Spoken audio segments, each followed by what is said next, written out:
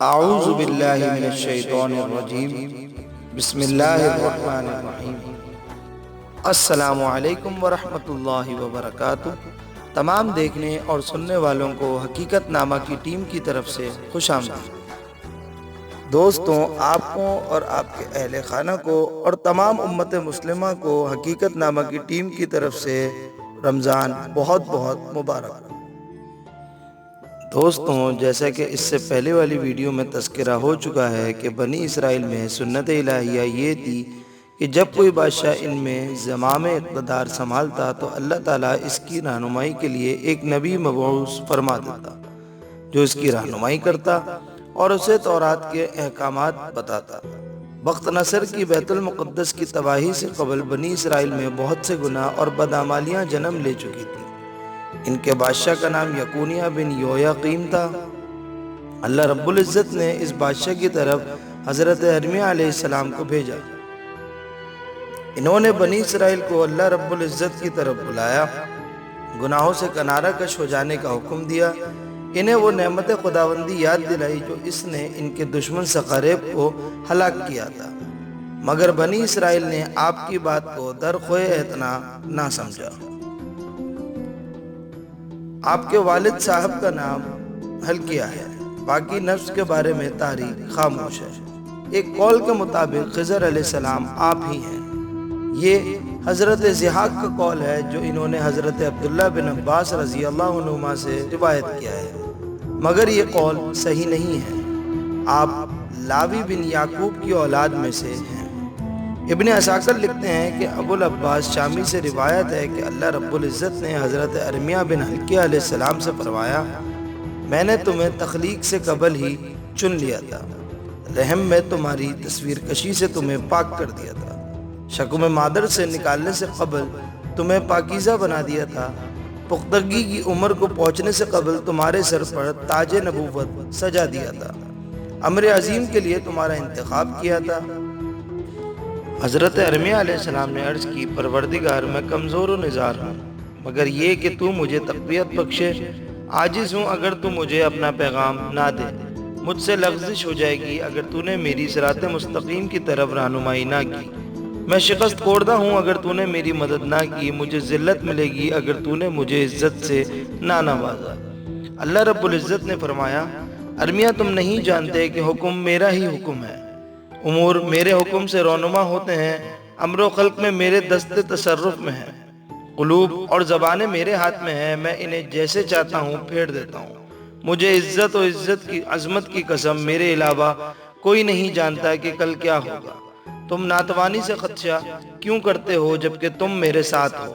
میں ہی وہ ذات بابرکت ہوں جس نے آسمانوں اور زمین کو قائم کیا، میں وہ معبود برحق ہوں جس کے سامنے ہر چیز سر تسلیم خم کر دیتی ہے، میری مائیت میں تمہیں کوئی چیز نقصان نہیں دے سکتی، میں تمہیں اپنی مخلوق میں کچھ کی طرف بھیجنے لگا ہوں تاکہ تم میرا پیغام ان تک پہنچاؤ، ان میں سے جو بھی اطاعت بجا لائے اس کے اجر کے مستحق تم بھی بن جاؤ، ان کے اجر و ثواب میں بھی کوئی کمی نہیں ہوگی۔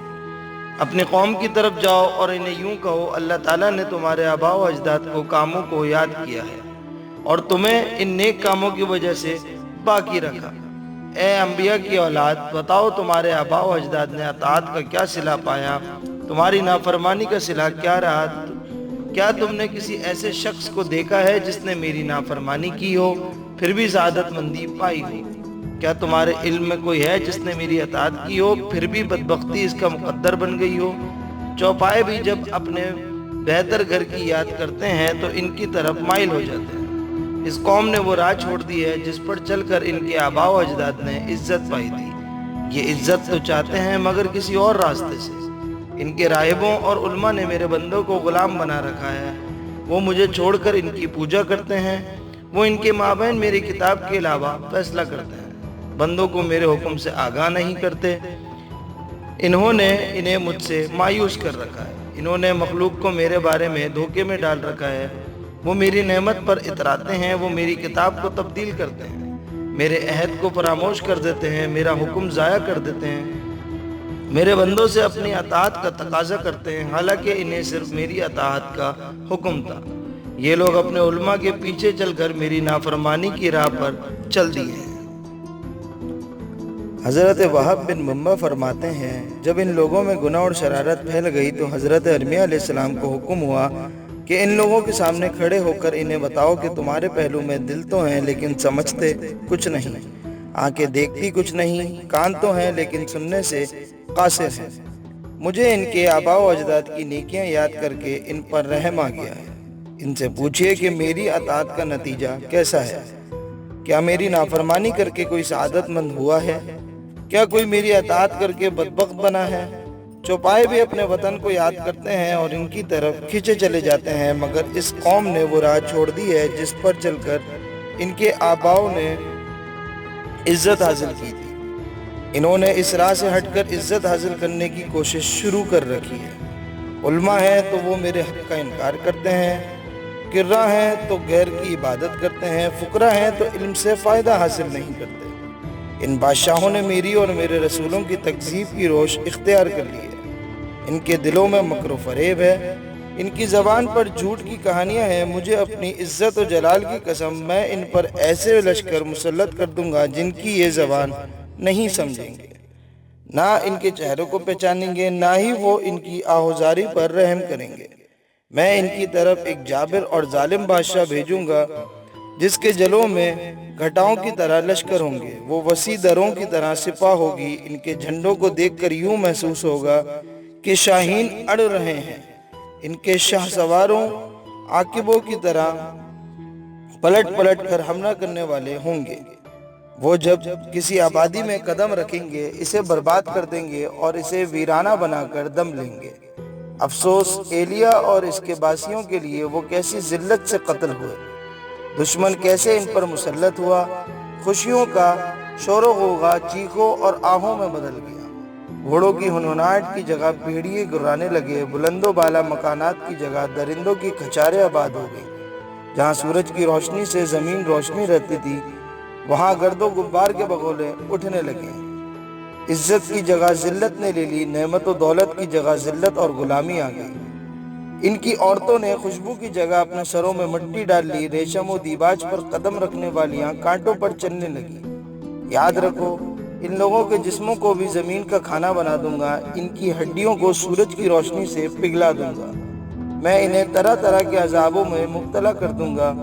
پھر میں آسمان کو حکم دوں گا کہ وہ لوہے کا طبق بن جائے، زمین کو حکم دوں گا وہ پگھلی ہوئی چاندی کا ڈلا بن جائے۔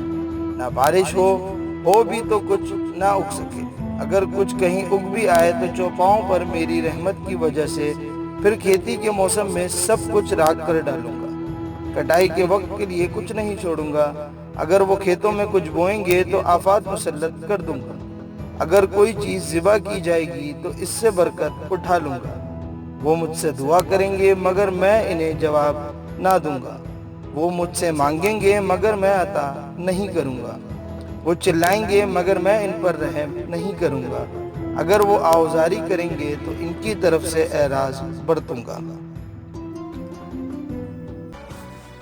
تو آپ تمام دیکھنے اور سننے والوں سے التماس ہے کہ ہمارے چینل حقیقت نامہ کو لائک، شیئر اور سبسکرائب کریں اور ساتھ ہی ساتھ بیل آئیکن کو بھی پریس کر دیں تاکہ ہماری نئی آنے والی ویڈیوز آپ تک بر وقت بذریعہ نوٹیفیکیشن موصول ہو سکے۔